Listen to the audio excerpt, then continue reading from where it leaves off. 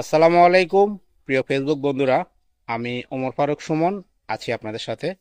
প্রিয় ফেসবুক বন্ধুরা, ফেসবুকে স্প্যামিং কি, সেই সাথে কি কি কাজ করলে ফেসবুক সেগুলোকে স্প্যামিং হিসাবে ধরে, আজকে আমি মূলত আপনাদের সাথে সেই বিষয়টা নিয়ে কথা বলবো।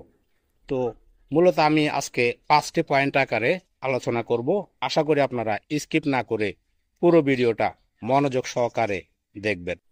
তো আমি 5টা বিষয় নিয়ে কথা বলবো, কোন 5টা কাজ করলে স্প্যামিং আসবে।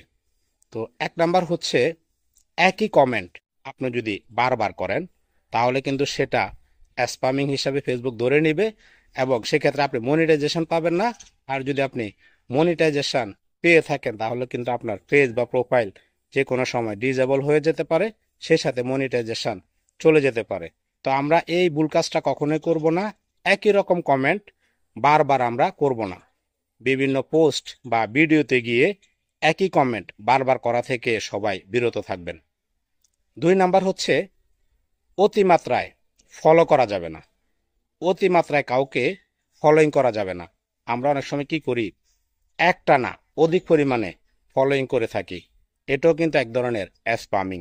আপনি যদি এ ধরনের কাজ করেন তাহলে কিন্তু ফেসবুক থেকে নোটিফিকেশন আসবে এবং আপনি কিন্তু কাউকে ফলো করতে পারবেন না।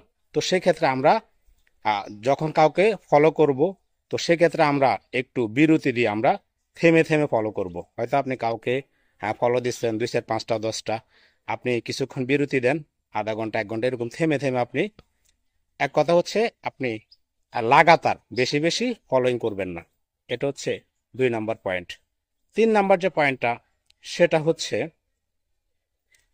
একই রকম ভিডিও বা পোস্ট বারবার করা থেকে বিরত থাকবেন।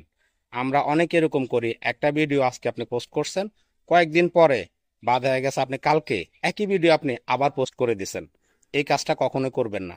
একই রকম ভিডিও বা পোস্ট বারবার করা থেকে বিরত থাকবেন। বিশেষ করে একই রকম ভিডিও, একটা ভিডিও আপনারা এটা কি একাধিকবার কোনোভাবে পোস্ট করবেন না। এটা কিন্তু স্প্যামিং হিসাবে ধরা হয়।